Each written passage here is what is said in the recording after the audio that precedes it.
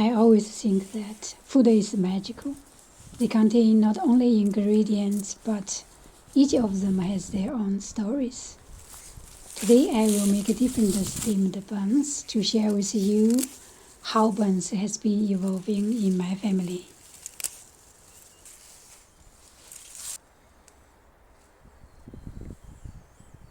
My grandma and my mom use warm water to ferment the dough with some old-time yeast, and I use mostly dried yeast when making it.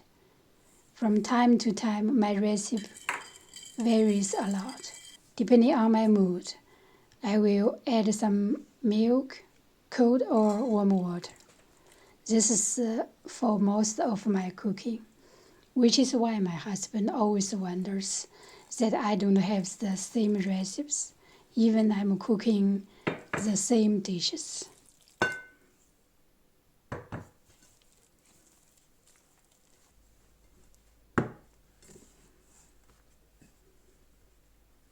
This is the way my mama and grandma used to knead the dough to get a good taste and form.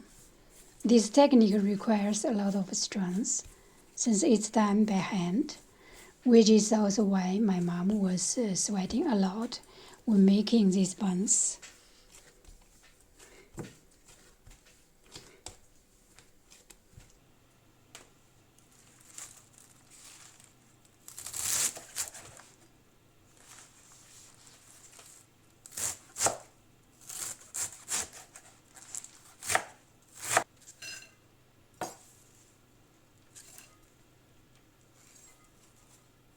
For my grandma, ginger, green onion, and other fresh flavor have to be fried in advance with 2 different types of oil. One must be pig lard, since it gives the taste, made by her mother and grandmother. My mom uses the same way as hers, but for me, I'm not really a fan of using it in my buns.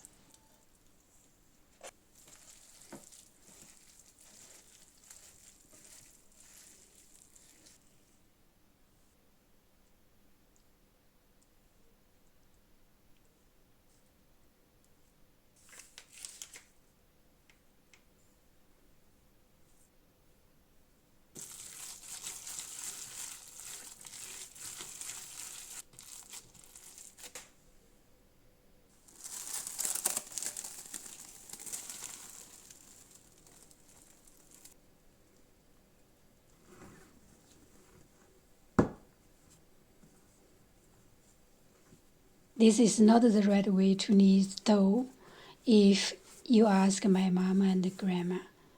However, I do it in this way as I don't need to use so much strength.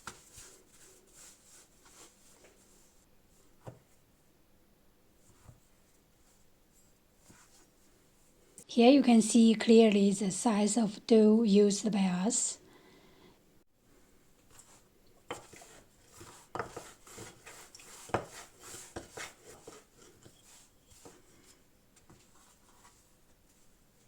My sister and I have learned to form the buns like this from my mom. The technique has passed down for generations.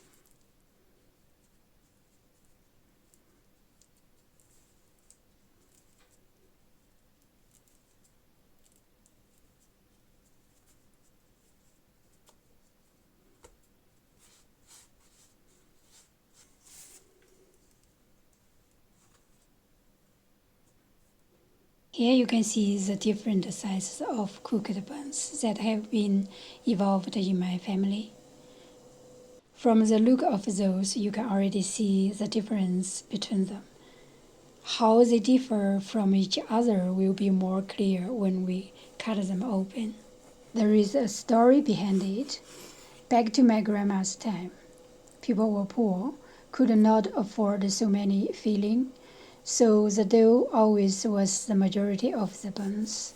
It became better gradually for my mom's generation, where you can see she started to add more filling and less dough, but she still preserved some of my grandma's methods.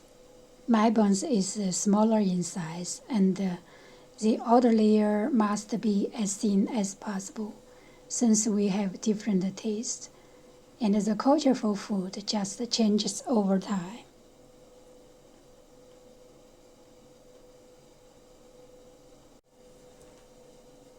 You can always coordinate perfectly when making buns, so in the end you will have something to spare. However, the leftovers are not put aside, but made into food as well. My grandma always made less filling and a lot of dough, so she turned the rest of dough into steamed bread. For my mom, she always has some filling left, and she would fry them to meatballs. For me, I did the same as my mom did. However, when the extra kilos started to creep in, I stopped. When making this kind of food, it takes me back the time to when we were kids and living in the countryside of China.